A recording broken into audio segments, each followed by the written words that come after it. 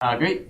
So today I'm going to be sharing some work that was mostly done by two of my PhD students, Terry Izon and Oriana Calderon-Aciel.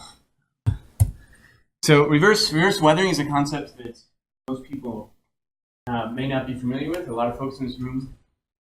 That's how I can just stand. That's all right. All right. Is a concept that many folks in this room may not be familiar with. A concept that everyone in this room should be familiar with, or is familiar with, however, is regular silicate weathering. So regular silicate weathering is arguably one of the most important, not arguably, is one of the most important reactions that occurs on Earth. That is the process by which we remove CO2 that is sourced from volcanoes, volcanogenic source CO2. As through silicate weathering, it's often represented as wollastonite, which many people in this room know is an incredibly rare mineral, but is just meant to be representative of a general silicate mineral. And after silicate weathering, it precipitates as a chert phase and a carbonate. And that effectively removes CO2 from the system. Reverse weathering is what happens when instead of precipitating a carbonate and chert, or instead of precipitating SiO2 in the oceans, we form a clay phase. The net outcome of this is instead of effectively sequestering CO2, CO2 is recycled within the ocean atmosphere system. So you can think of reverse weathering as, in effect, being a source of CO2 to the ocean atmosphere system. Okay, so why don't we hear about reverse weathering? Why is nobody talking about reverse weathering today? I think one of the reasons is that modern seawater today is extremely depleted in silica, in dissolved silicon concentrations. And that is because the silica cycle today is entirely biologically controlled.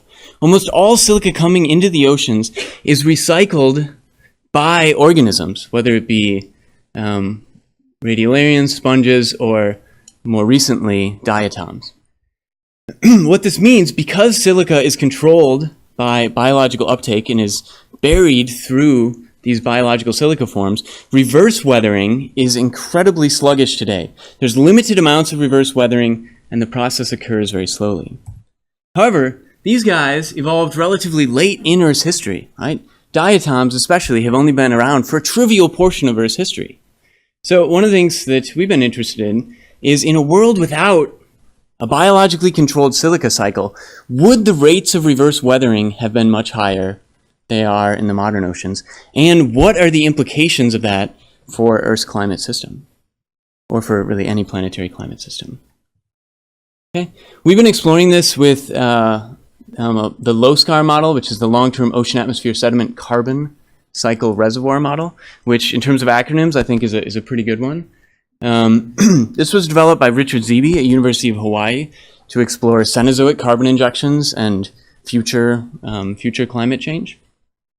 What we've done is modified this to turn it into a world where carbonate precipitation is under an abiogenic control, and it has reverse weathering, right? So relatively minor and simple modifications to LOSCAR model.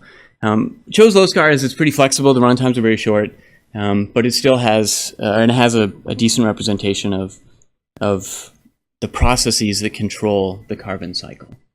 And what we're going to be talking about for reverse weathering for the rest of the talk here is FRW, which you can think of as similar to how people think of the carbon cycle for F-org. It's basically the amount of silica that is buried through reverse weathering. Okay.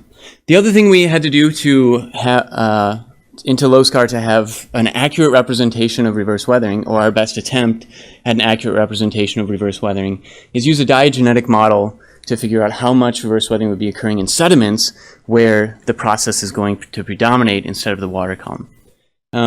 So what you see is this is just an example of some of the runs. As we increase dissolved silica concentration, as we dramatically increase the saturation state of clay mineral phases, instead of sourcing silica from sediments into the water column, which is what dominates in the modern oceans, we draw down silica through reverse weathering. And this gives us a nice relationship. This is just a single curve here shown of the flux, or the amount of reverse weathering that occurs as you increase dissolved silica concentrations. One of the things we noticed when we put together this diagenetic model as well building from modern experimental data, is that there's a really strong pH dependence on clay mineral formation. You have extremely rapid rates of clay mineral formation at high pH and much more sluggish rates of clay formation at lower pH. That's pretty exciting. So what that does is it sets up a stabilizing feedback, or sets up a means is as you change marine pH, which will be tied to the amount of atmospheric CO2, the amount of outgassing, you will change the amount of reverse weathering. That means that any perturbation to atmospheric CO2 that could come from, say, increasing the amount of volcanism will give you a relatively limited change in the amount of atmospheric CO2 change.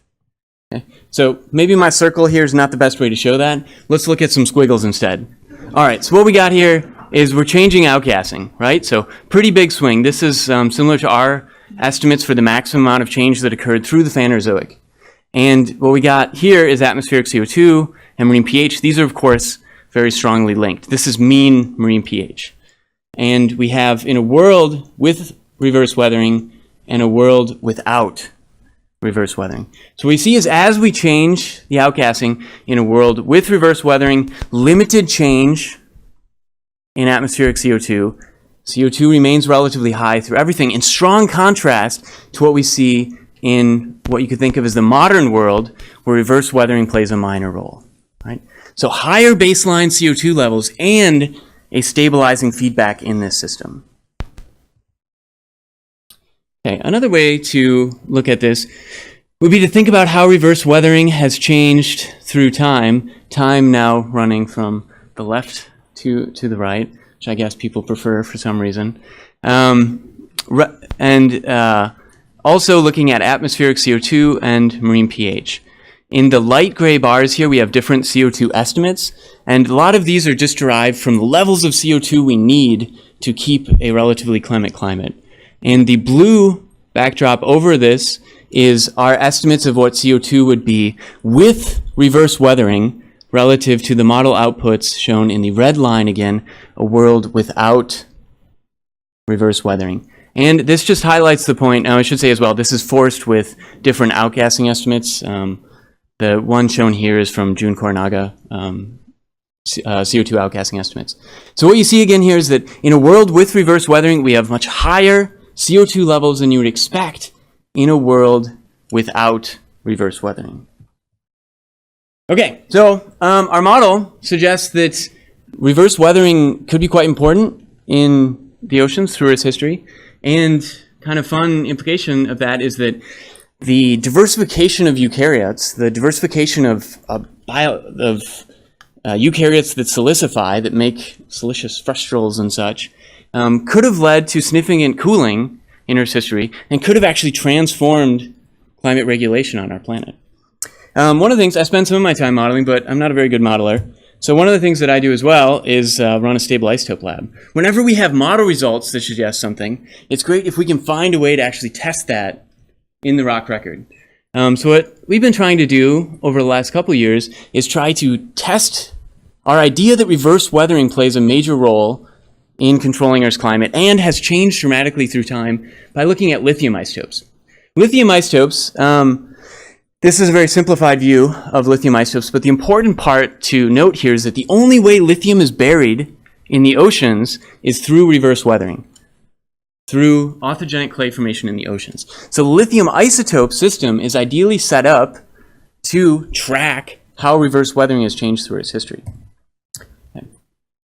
So how can we do this? One of the simplest ways to do this, or to think about this, is there's two ways in which we bury lithium in the oceans. One is through off-axis hydrothermal alteration, and this is an advective controlled process, so it has a large fractionation when it occurs. The other way in which we can bury lithium in the oceans is through reverse weathering in the sediment pile. This is a diffusionally controlled process, which results in a very small isotopic fractionation. So this leads, assuming that there's relatively minor change in the riverine input, this leads to a framework that lithium isotopes can track the extensive reverse weathering in the sediment pile, and when we have extensive reverse weathering occurring in sediments, the process that I was modeling, we should have low lithium isotope values, right? Low lithium isotope values in seawater indicate extensive reverse weathering. So here's a lithium isotope record that my student has been generating. This is from carbonates, which we assume track seawater values. What you see is for the majority of Earth's history, we have these low lithium isotope values, which would be consistent with a world in which we have extensive reverse weathering. Okay? And a strong contrast to what we see later in Earth's history. These are just the bootstrap resampled means of pre and post 445 million years ago, which is roughly when radiolarians diversify. Okay, so in sum, reverse weathering likely played a key role in controlling climate in Earth's climate, and there is some empirical support, there's some emerging empirical support for this process occurring more. And the broader takeaway from this, I think, is that reverse weathering hasn't been part of the conversation of what's controlling CO2 on Earth or on exoplanets, and it'll be relatively easy to incorporate reverse weathering into models that predict how CO2 change on certainly Earth-like planets, but on water worlds and other more potentially interesting planets as well. And just thanks again to my students who really, Terry did a lot of the low-scar modeling, and Boreana has done, generated that beautiful, very, very large lithium isotope record.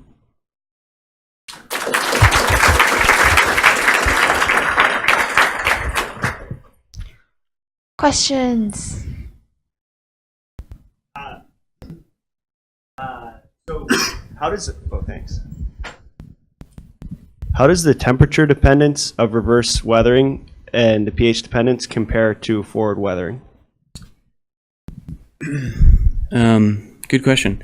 Yeah, so we don't really know. If you wanted to make or complain about this, we have very poor, for formation of clays under marine relevant conditions, we have a much more poor understanding than dissolution of silicate phases. So one of the things that Terry's been doing over the last, say, year and a half is trying to get a better constraint on that. So we actually don't have a temperature dependence on the process occurring. It's assuming basically everything is running at 25 degrees C. But in general, like many of the reactions, if you increase the temperature, the rates should be much quicker.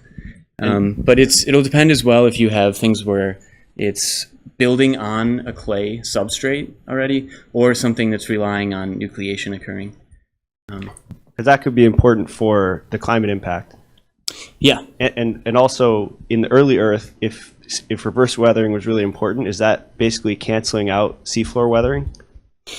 Well, there's two parts to that. One, marine weathering, especially the marine weathering that's occurring in the sediment pile, which is a pretty common process today, is going to be much less just because you're dramatically supersaturated with respect to some of the phases that will be weathering, and you have to decrease or to foster weathering, say in the methanic zone, you have to first compensate for the fact that the saturation state of all of the minerals is much higher.